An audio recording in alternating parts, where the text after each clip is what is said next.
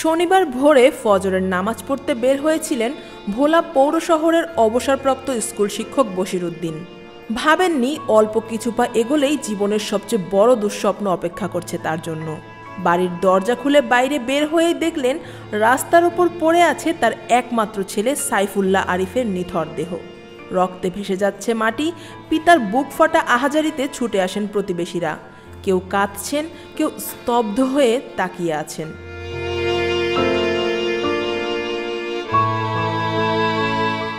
শুক্রবার রাতের খাবার শেষে মাকে শেষবারের মতো ওষুধ ও পানি খাইয়ে 12টার দিকে নিজ রুমে ঘুমাতে যান আরিফ।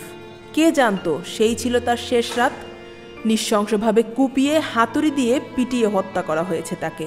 পুলিশ বলছে দুর্বৃত্তরা ডেকে নিয়ে গিয়েছিল আরিফকে। কোনো শত্রুতা নাকি রাজনৈতিক দ্বন্দ্ব তা এখনও নিশ্চিত নয় কেউ।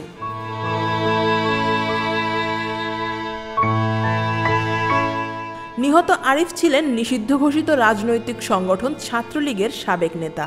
ভোলা সদর উপজেলা শাখার 1 নং সহসভাপতি পদে ছিলেন তিনি। টেক্সটাইল ইঞ্জিনিয়ারিংয়ে পড়াশোনা শেষ করে রাজনীতির পাশাপাশি কন্ট্রাক্টরের কাজ করতেন তিনি। 2024-এর 5 আগস্ট থেকে অনেক দিন আত্মগোপনে থাকার পর সম্প্রতি এলাকায় ফিরেছিলেন আরিফ। কিন্তু সেই ফেরা যে এমন মৃত্যু ডেকে আনবে কল্পনাও করেননি কেউ।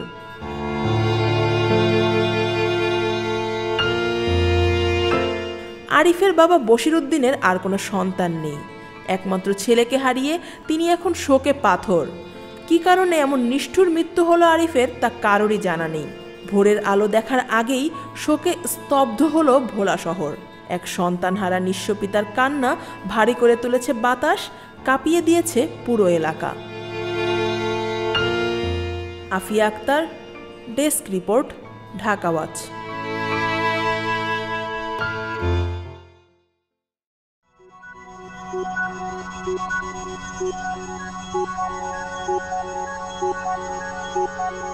Thank you.